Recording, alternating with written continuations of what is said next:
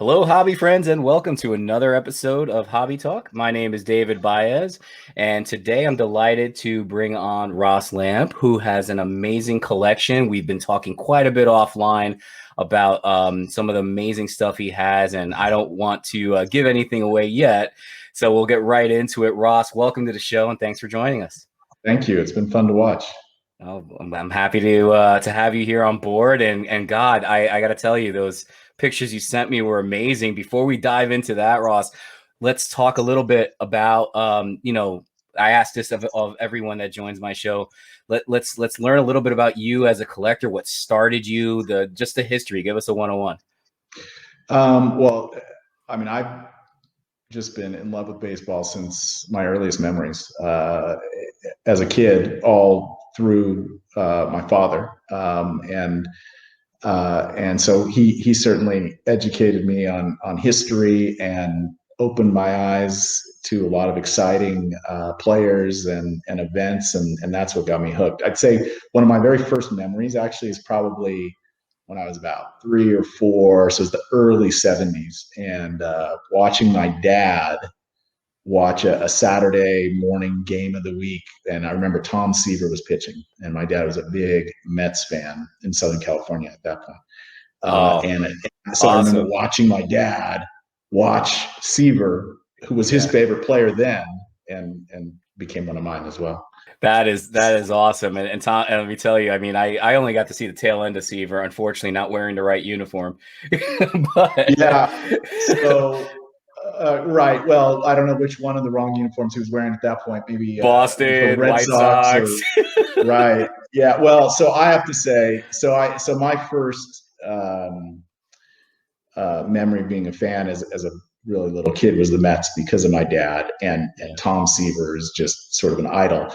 But after that, I became a Reds fan for reasons I'll share in a minute. And so as a young You kid, follow Tom Seaver. That's what. well, I didn't. Johnny Bench was my guy, and Yeah. and I will always remember the morning my mom taking me to school in '77. I was first or second grade, and hearing on the radio that Seaver was traded to the Reds, and that was just like that was my world's coming together. Now I had Tom Seaver and Johnny Bench on the same team. Oh So man. Meanwhile, your father's crying, and you're sitting here like, yes. well, yeah, by then the Mets were pretty bad, so he had a lot of reasons to cry. Probably, I think part of that trade they get Doug Flynn and Pat Zachary or some Zachary. Pat Zachary. Uh, Yeah, that's exactly right. yeah, who didn't do much for the Reds, but Yeah. and by then the Reds were past their peak too. That was '77. They had won it in '75, '76, and they never quite regained it. Yeah. Although he was amazing in '81 too, which was an unfortunate time to be a Reds fan because in '81 it was the split season, That's and right. Seaver had an amazing season, and the Reds finished with the best record in all of baseball combined, but Oh, didn't make the playoffs because it was a split season. They finished second, I think, it was a strike season, yeah. and they didn't make the playoffs with the very best record in baseball. No, that's frustrating. Well, as a kid, and so then I was, 10 or 11, and oh, that just broke my heart. But so you asked, how did I get into this? So first, it was the Mets and my dad telling me a lot of stories about his favorite players as a kid, both on his then team, the Giants, which is he grew up in New York. He was he lived near Yankee Stadium, and he was a Giants fan. Hated the Yankees, hated the Dodgers. So he'd go to the Polo Grounds. So he would tell me a lot of stories about Willie Mays and just the greats, Hank Aaron and Clemente and Eddie Matthews and Warren Spahn, and so that it was like Greek mythology for me. It was like these are the gods of baseball. And so I ended up getting into collecting, through him. I remember going to the ice cream trucks and getting a pack of cards, and where I shifted though was I was looking at this before we went on. It must have been 1974, 1975, and I remember the moment I had a box of Kellogg's. I don't know which Kellogg's brand it was, Rice Krispies or whatever it was, shredded wheats, but they had the 3D cards in the boxes. Yes, I remember that. And then there were beautiful, sparkly 3D cards. And so I remember proclaiming before I opened this box of cereal, whatever player I pulled out was going to be my favorite player. Whatever team he was on was going to be my favorite team. And so that's how I got into the Reds, because this was the card that I pulled out, which is now in tatters, but it was my 1975 3D Johnny Bench. And so later in life, I must have picked off the wax and ruined it, but I still have the card. Yeah. Ross, I gotta tell you, that is an amazing story. That's the kind of stuff I just love to hear. Seriously, there's, you brought back some memories too of me like just ripping through the cereal box to try to get my set of cards that were in there. And just in general, like to still, to have that connection, right, all through these years as you collected and stick with that. And I mean, you landed a great player, by the way. I would, that would have been a lot tougher if it was a journeyman. I was just thinking about that today. It could have been like Billy North or, who was a good player, but to get benched, I got lucky. Yeah. And so later I ended up getting a pristine copy just for my memory bank. So I have something pretty to look at, which is what I've done over, my being in the hobby is upgraded and got a lot of my dad's favorite people and all. And the other thing about bench, I was really fortunate because about 5 to 8 years ago, I actually had a chance to meet Johnny Bench and sit down with him one night. And really, I did. A friend of a friend was, I know my father-in-law is friends with another former Reds pitcher, Mike Lacoste. okay, and who had he had a good career, and he was doing some kind of charity event near his house and had Johnny Bench out for that, and another former teammate, Paul Moscow, another pitcher, and so I heard about this, and I got invited to a little intimate dinner before the night before the charity event, and I remember, trying to gather stuff so I could have Johnny Bench sign. I knew about a week in advance. And one of the things I got, and I know these are not favored in the hobby, these Christmas packs, that are repackaged. Supposedly, I don't know if any of them are legitimate or not, but I think by and large they're repackaged. But I remember I knew I was going to have this chance to meet him about a week before, and so I went on eBay trying to get something. I thought I'd get a pack and maybe open it with them or something like that. And I got this 68 Christmas pack from eBay, knowing it was probably not legitimate, but still kind of cool, with his rookie card on there. Very cool. All right. And so I thought, I'm going to take this and open it with him. And I took it, and we were drinking wine and having a good time for a few hours. And he signed cards for me, and I wanted to open this with him, and maybe have him tell me stories about players and stuff. And he refused. He said, "I can't open that. It's perfect. Well, if I open it, the value is going to be destroyed." And he refused to let me open the pack with his rookie on it. I really like Johnny Bench, but I like him even more now after hearing that he's protecting unopened, regardless if that's legit or not. Johnny has more brownie points now. Yeah, he knew that there was something to keeping it sealed, and so he refused to open it with me and tell me the story. Well, we talked about the players on the front and the back. We don't know who's in the middle. Probably nobody good. But then he signed the pack for me instead of opening it. So that was pretty cool. Wow, that is awesome, and that's probably the first Christmas pack I've ever seen of such awesome value. Yeah, I did have years ago. I did have another Christmas pack I bought before I knew. It was probably 15, 20 years ago. I bought one from eBay, and it was a 57, and it had Yogi Berra in the front center panel. And, and I ended up opening it with my dad. Of course, Yogi was the only, good player in the repackaged pack, but we had a great time with it anyway. Yeah, that's cool. Well, at least Yeah. back then they were actually putting one or two good stars in there. Well, they needed to sell them. Yeah, they needed to have the power showing. So Yeah, for sure. No, but that's a great story, and the fact that you met your favorite player and bench, that's really cool. it So was amazing. Yeah. yeah. So let's talk a little bit, if you don't mind, about you were talking a little bit about your father and about, the history behind how you became a collector. One of the things that we were able to talk to offline a little bit was about some of those amazing pieces. And if I'm not speaking this correctly, please correct me. These are all, pieces that your father, himself got, was autographed and he collected himself. Is that correct? Yeah. So Yeah. my dad grew up. Well, his address is on some of the stuff I'm going to show you. It's right near Yankee Stadium, 1155 Girard Avenue Oh my in some God. Yeah. apartment complexes. Yes, I know the area well. Oh, do you? Okay, so he Yeah. grew up in the Bronx. I was born in California, but Yeah. uh, anyway, that's where he grew up, and he would go Wow. to Yankee games. Although he hated the Yankees, he went all the time.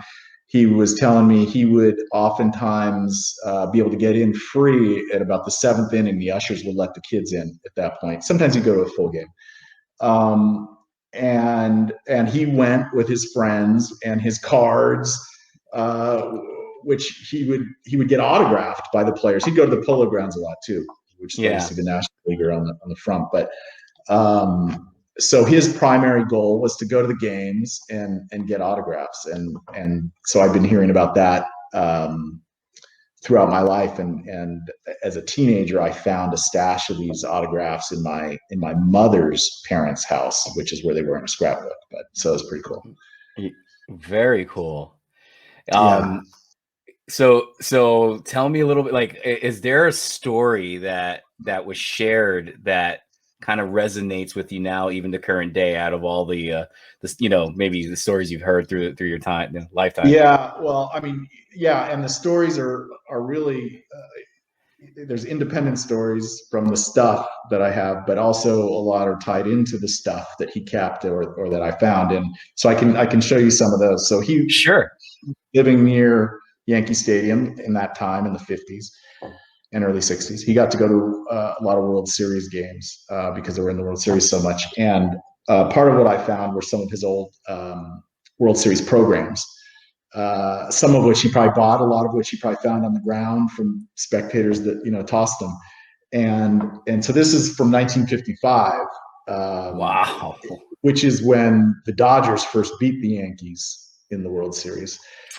And what's really cool is he would, when he didn't have the cards to get signed, he would just take the programs and go to the players during the game or before the game. He would hang out in the parking lots a lot after the game, and get some pretty cool signatures. And so, like, one of his favorite players, just because he was nice to the kids, even though he didn't like the Yankees, was Billy Martin. And so that's part of what, I don't know if you can really see it. I sent you a photo with a better Yeah, I'll autograph make image. sure to put all the pictures in as you're talking about it. But this, But so he liked Billy Martin. He said Billy Martin yeah, was like one of the kids, was just friendly and would joke around and always sign all the autographs. And then that's awesome. what my dad would do to preserve the autographs is he would put tape on them. So it did preserve them, It but did. doesn't quite look so sharp. Yeah, yeah, that was actually a common practice though back in the day, just to preserve them, because a lot of the pens that were being used for these autographs, they would just bleed, and now it's your story versus this blotch of ink that doesn't even look like a signature Right. anymore. So Yeah. yeah, that was what you had to do. Yeah. So in the same program, I'll show you some other signatures he got Yeah, in the 1955 World Series. He got Casey Stengel to sign his program. fantastic. And let's see who else. In this one. Well, as I make my way through, what's also cool is he scored the game. So I could sort of see his notes of what happened and when. And it's pretty neat to see the players who Yeah, played and did well. But another player he talked to me a lot about was Elston Howard, who he got to sign as well. And he talked about Elston Very cool. Howard sort of in the same breath as Jackie Robinson and Roberto Clemente as sort of, pioneers, of their time, who had to go through a lot of hardships. He said much less so in New York than other places. Obviously, I think, New York was a lot more open and accepting. Yeah. But it was interesting for me to hear him talk about Elston Howard sort of in the same breath. Elston Howard was a great player, but yeah, he really was. Certainly not on the level of Jackie and Clemente. But it was interesting to hear that perspective of him as sort of a trailblazer in that way, racially, integration wise. Same program is, I think this is one of his favorites also because he was so friendly, is Gil McDougall, but also Phil Rizzuto. And he said Phil Rizzuto was really nice to the kids. Phil, there's been so many stories I've heard or have, just through, conversation or also just through interviews, on major media networks about what a gentleman Phil Rizzuto was with the fans. And it's kind of nice to hear another confirmation, if you will, of that. Well, and I know it's sort of what hooked us up is when I reached out to you about Clemente. And I'll get to that in a little bit, but my dad just said Clemente was the nicest, sweetest guy to the fans, but particularly the kids. But I'll share more about that a little later. And then in the same program, he got Whitey Ford to sign in '55, and 1 year early, but a nice, very nice signature is Don Larson. So very cool. So obviously Larson's big season was the next. So that's my '55 program. The one that is most special to me of his programs that I have is the one from '56. So I think the Yankees overtook the Dodgers that series.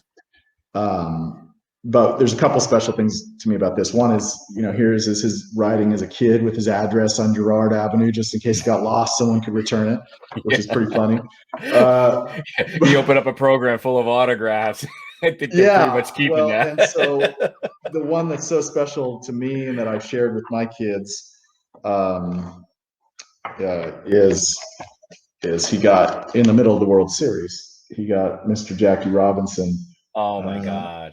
To sign the program with the tape, but I'll take the tape to have a Jackie signature. Absolutely. I mean, just the story connected to that is God, that's worth its weight in gold. Yeah.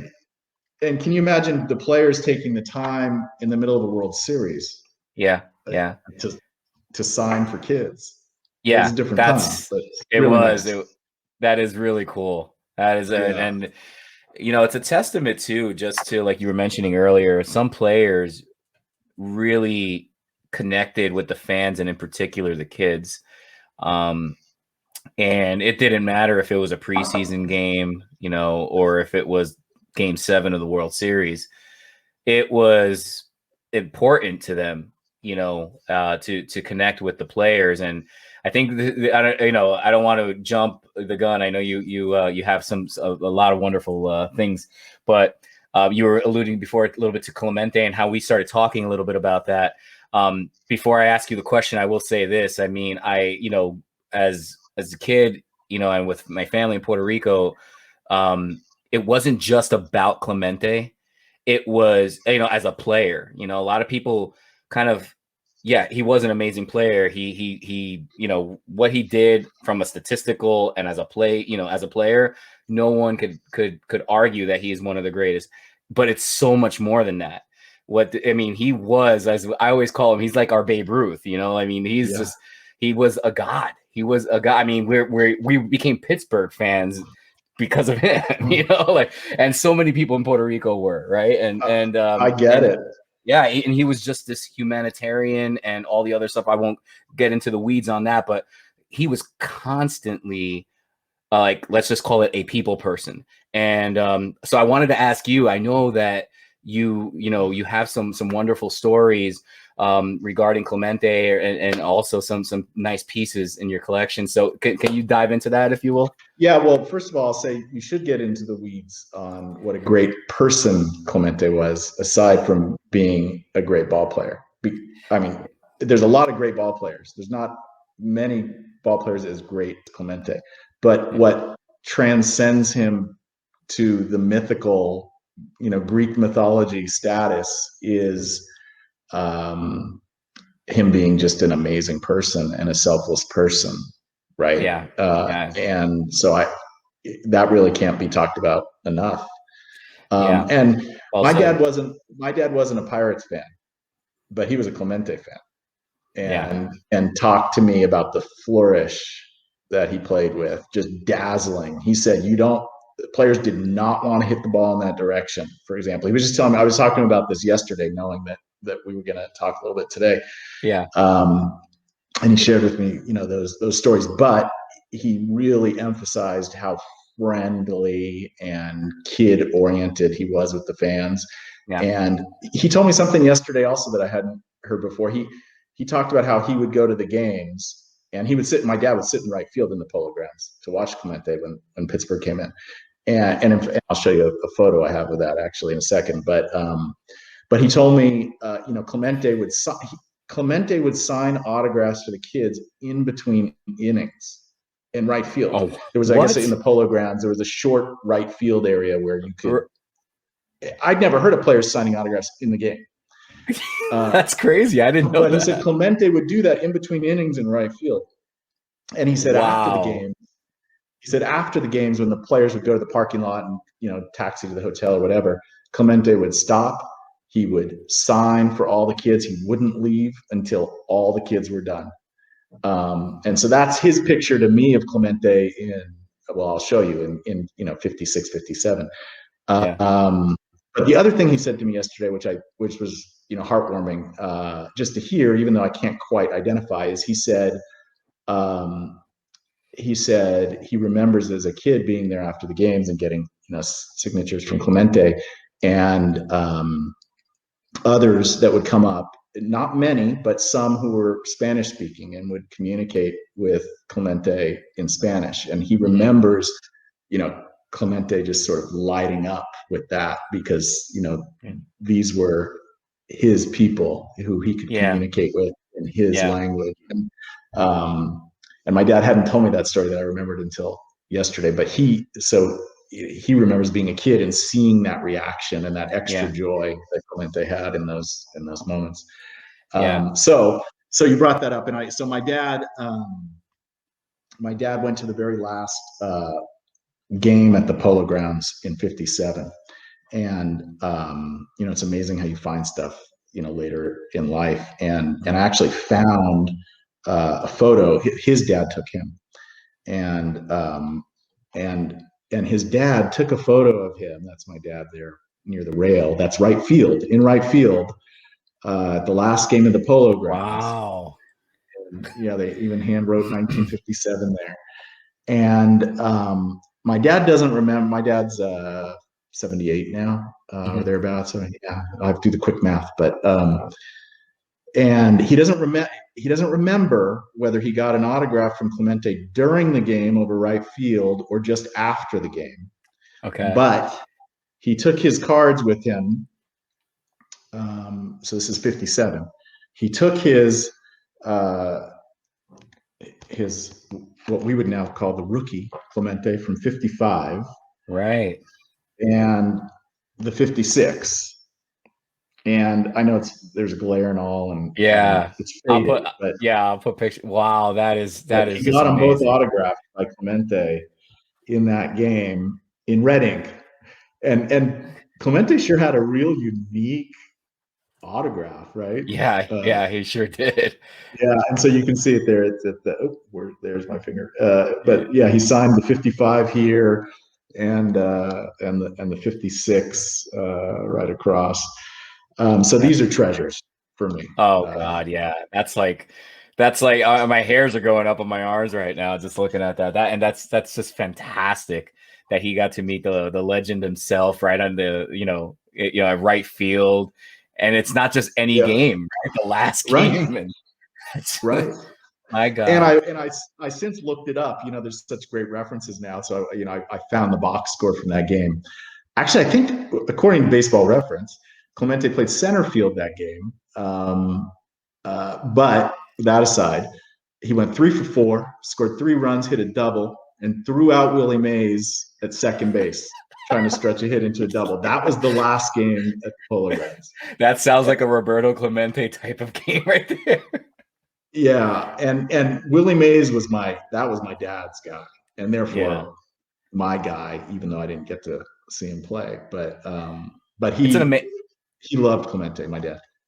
And that's so awesome to hear. And thank you for sharing that story. I will say that you mentioned Willie Mays. The two of them had a tremendous amount of respect for each other, the Willie Mays and Clemente, and they did share early on some time in the winter leagues. And if I'm not, I'm trying to remember if it was in Puerto Rico or not. Don't quote me on that. If it was 50, early 50, 53, he was a baby at the time. Again, don't quote me on that. I'm almost certain they spent, it was a very short stint, a month or two together.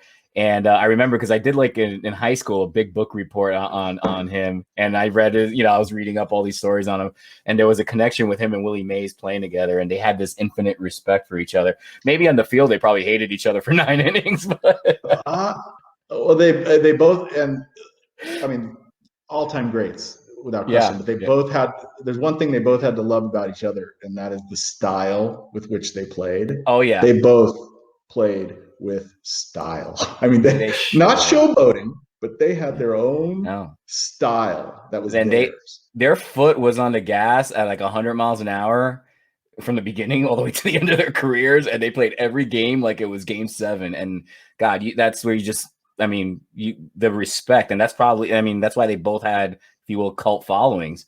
Even if you weren't fans of the team, you were fans of the player. And a lot of it has to do with that ethic, if you will, that just amazing love for the game.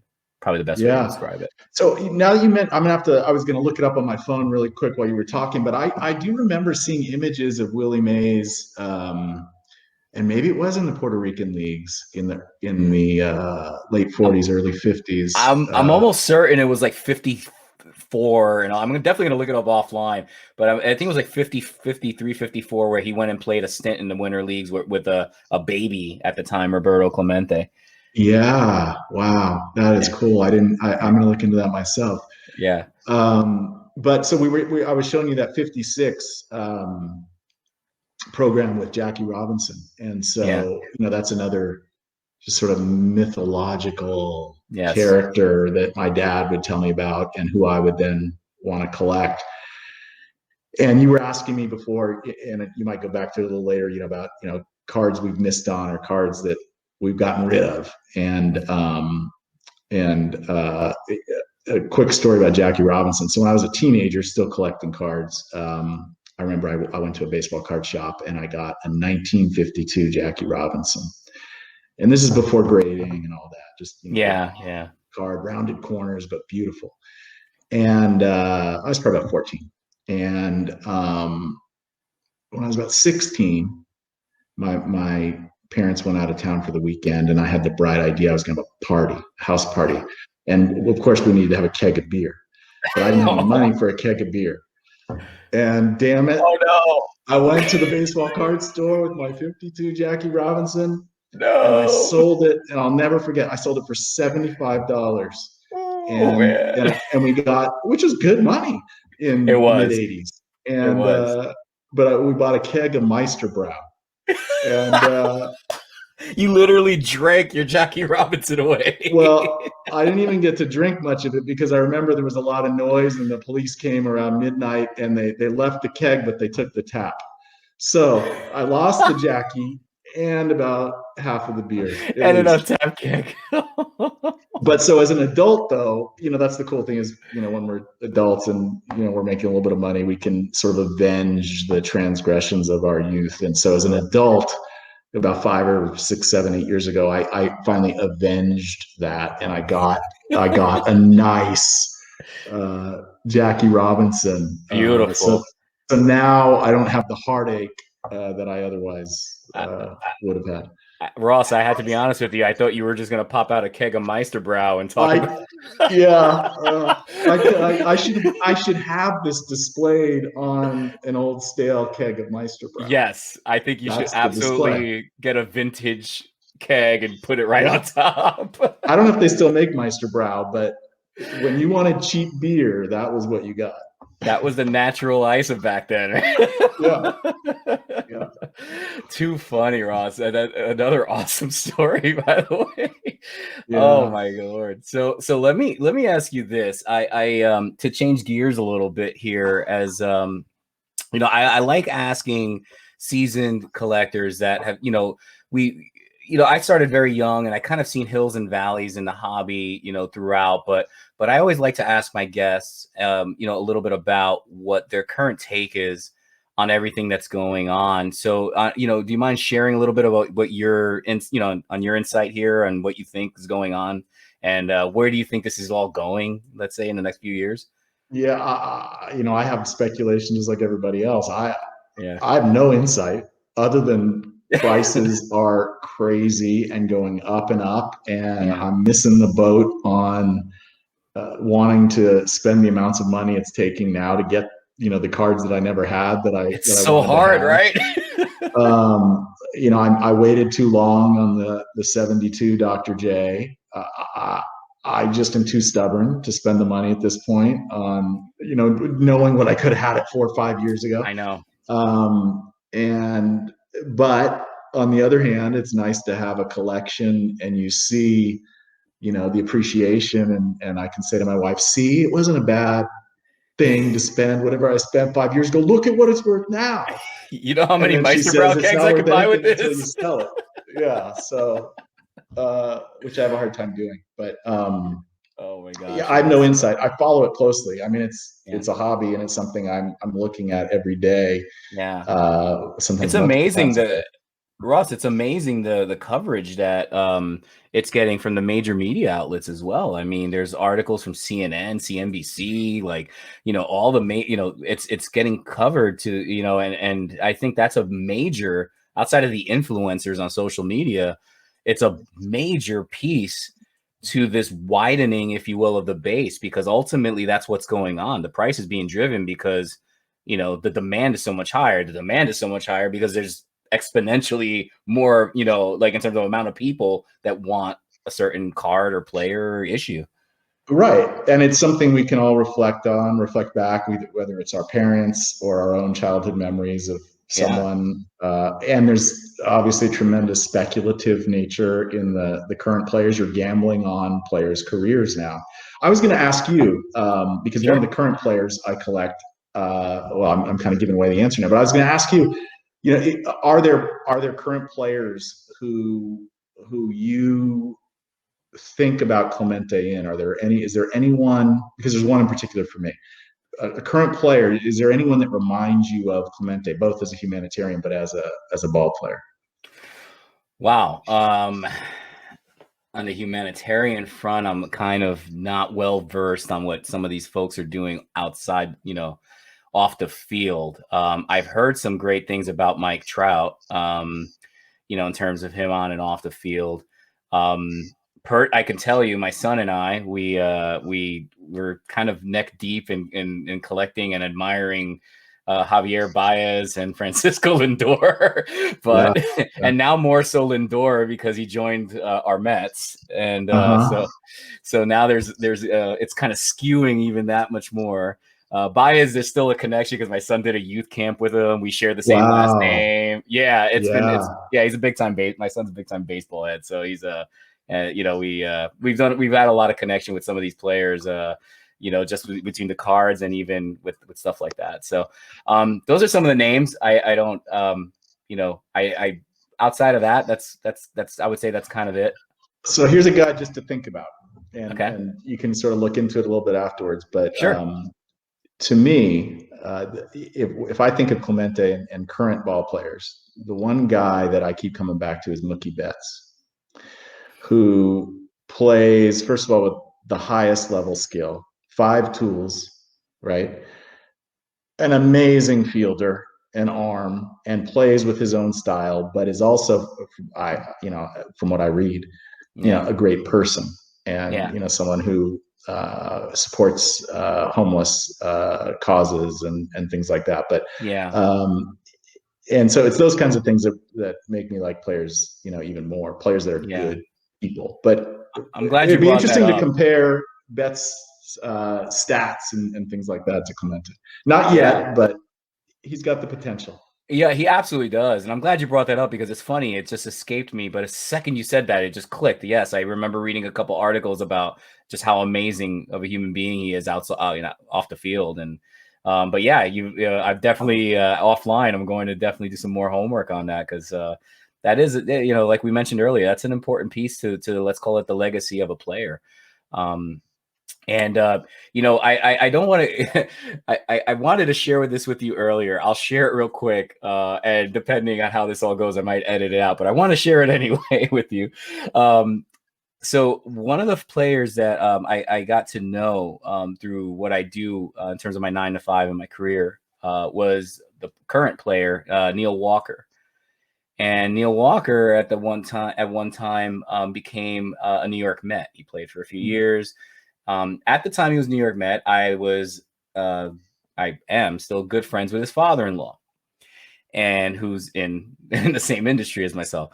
So we were working together one day, and we timed it all out because Neil had a home game that after we were done with all our meetings and all that, we happened to be in Queens. So we ended up going to a game to see his son-in-law play. And anyway, the game, we saw the game. After it ended, Neil was nice enough to take us down, with the passes to the clubhouse, and where we shared a really nice time together. It's funny. He texts his father-in-law, and says, "What's his son's favorite players on the Mets?" And so I responded at the time, David Wright himself, he still has jerseys of Neil, and Syndergaard. So he comes in with these cargo shorts, opens up the little pocket on the side, chucks a ball, and he goes, 2 out of 3 isn't bad. David's not here. At the time he was dealing with the spinal stenosis, Right. and he wasn't playing. So on one side is Neil, the other side's Noah, and he goes, "Yeah, I got this for your son." And then we sat down and shared stories and just like plain conversation, like just having a nice time there. And where I'm going with all this is that you might know this, being neck deep with big time Clemente fan, but a lot of folks don't realize that Neil Walker is the son of Tom Walker. Tom Walker played for the Pittsburgh Pirates in the 70s. And what makes this story even more interesting, where there's a dotted line with Neil. It's just funny how the world is, right? This dotted line between father-in-law to Neil, Neil to Tom. Tom was in Puerto Rico the day that the plane was supposed to head with all those relief supplies to Central America for the earthquake. Tom got on the plane. Roberto and Tom got into a pretty much an argument, not a fight. I'm sorry, but they argued because Roberto's like, "You're not getting on this plane. Go to your family. Go home." Neil wouldn't be around if Roberto didn't kick him off the plane, because minutes later the tragic accident happened. He was on the plane. He was literally on the steps, or let's not say in the plane, but he was ready to get in the plane. And it's an amazing, story to hear this, kind of, and there's been interviews and, there's a documentary, I guess like an interview or documentary on the whole thing as well. But it's very interesting, to hear that. And again, there's a dotted line to Clemente. I just wanted to share that with you. Yeah, that's really, really moving. And my hairs on my arms are on end. It's that's an amazing story on a lot of levels. And one I hadn't heard before. I'm gonna have to look into that. Absolutely. There's a YouTube video on it. Yeah.